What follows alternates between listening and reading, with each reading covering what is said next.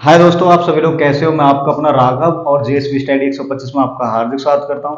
आशा करता हूं आप सभी लोग अच्छे होंगे और आपकी स्टडी अच्छी चल रही होगी और आपके परिवार में सभी कुशल मंगल होंगे। तो सबसे पहले अपने शरीर पर ध्यान दीजिए। बॉडी मतलब आपकी फिजिकली हेल्थ अच्छी रहेगी तो आप पढ़ाई भी अच्छी कर पाएंगे। तो सबसे पहले सुबह ही उठिए, जल्दी उठने की कोशिश करिए। Early morning too early rise, one day one Apple. समझ रहे हो ना इसका मतलब जल्दी सोना, जल्दी उठना और पर डे एक सेब खाना। बहुत ही अच्छी बात है सेब के लिए। तो आइए, आज का टॉपिक है हमारा गुर्जर प्रतिहार वंश, यानी कि राजपूतों की उत्पत्ति कैसे हुई थी। तो आज इस छोटी सी टॉपिक पे हम आपको बात करेंगे और आपको बताएंगे। तो जानते हैं सबसे पहले गुर्जर प्रतिहार वंश आया कहाँ से। ठीक है, तो पहले छठी शताब्दी ईसा पूर्व में भी गुर्जर प्रतिहार वंश का मतलब उदय हो चुका था हरिश्चंद्र के द्वारा। ठीक है, हरिश्चंद्र नाम का एक व्यक्ति था, लेकिन फिर दोबारा से इसको 1300 कुछ में मतलब लाया गया, 11वीं शताब्दी में। ठीक है, तो सबसे पहले जान लेते हैं इसके फाउंडर।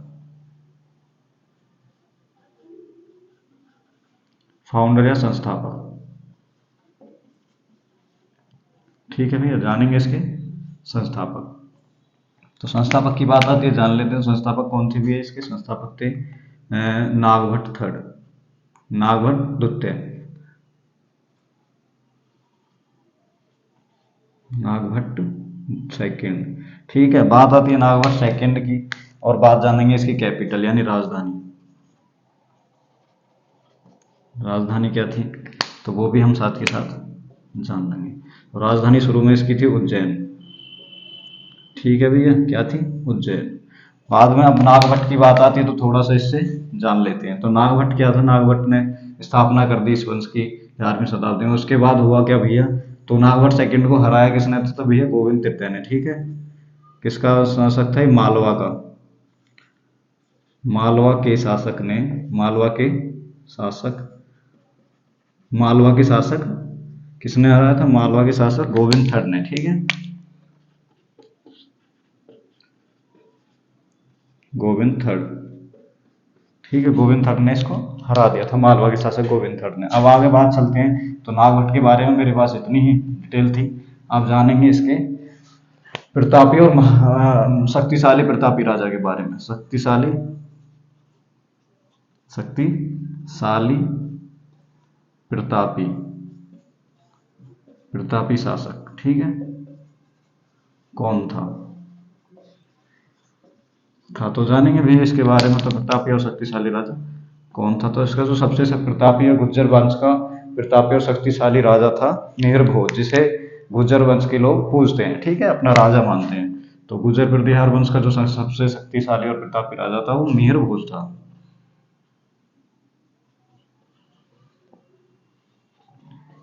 ठीक है,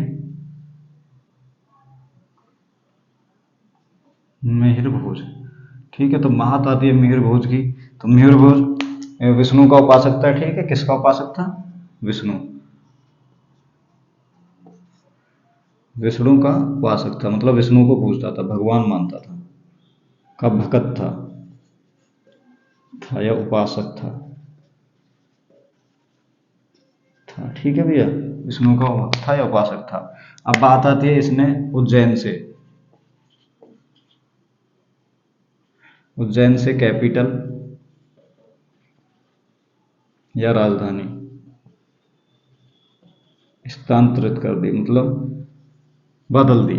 और कहाँ कर दी बदल के, इसने जो राजधानी करी बदल के उज्जैन से ये ले गया तुम्हारा कन्नौज। ठीक है,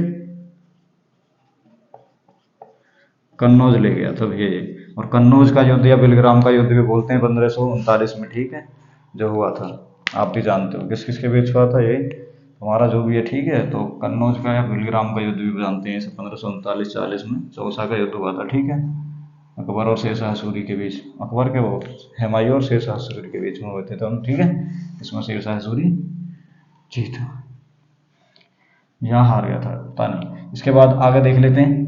ठीक है, तो मैंने आपको मिहिर भोज के बारे में बता दिया। तो मिहिर भोज ने स्थापना की थी और उसके बाद विष्णु के सम्मान में। ठीक है, विष्णु के सम्मान में इसने किसकी उपाधि धारण की थी, इसने वहारा की। ठीक है, आदि वाहर, ठीक है, आदि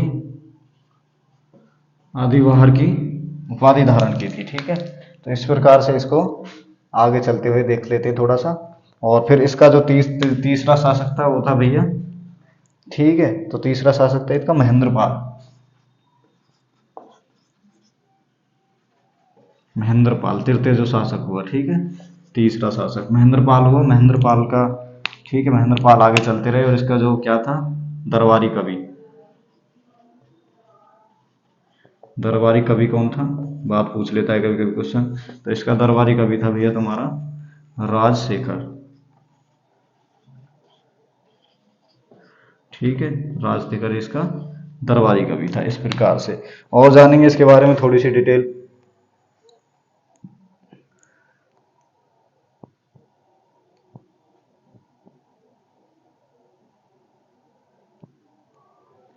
ठीक है, और इसके बारे में अब लास्ट में जान लेते हैं। तो इसमें चार पांच शासक ही हुए थे। तो अब बात आती है चौथे शासक की। तो इसका चौथा शासक था भैया, ठीक है, था, चौथा शासक जो था वो था भैया जायसवाल, ठीक है, कौन था, जायसवाल। तो जायसवाल के बाद इस वक्त इसका मतलब पतन हो गया, पतन हो गया था, ठीक है, 1336 ईस्वी में, सॉरी, 1036 ईस्वी में। तो 1036 ईस्वी में इसका पतन हुआ और इसके बाद, ठीक है, 1336 ईस्वी में इसका पतन हो गया। और इसके बाद नींव किस वंश की डल गई, राठौर या गढ़वाल वंश की, ठीक है। उसके बारे में आपको चाहो तो अभी 1 मिनट में मैं समझा देता हूँ, अगली वीडियो में बता दूंगा। तो गढ़वाल वंश की संस्थापक चंद्रदेव ने की थी, ठीक है, और इसकी राजधानी थी। तो हमारा ऐसे ही करके बहुत सारी बातें हुई इसमें, वो मैं आपको बता दूंगा, ठीक है। तो इसकी जो स्थापना की थी, अगला वंश था तुम्हारा गढ़वाल या राठौर वंश। तो इसकी स्थापना की थी तुम्हारी चंद्रदेव ने, और इसकी राजधानी काशी, काशी वाराणसी थी। फिर सेकंड हुआ इसका गोविंद सेकंड, ऐसे करके। तो वीडियो अच्छी लगे तो लाइक और सब्सक्राइब करना ना भूलें, ध्यान से पढ़ें, कोई दिक्कत है तो कमेंट में बताएं, ठीक है।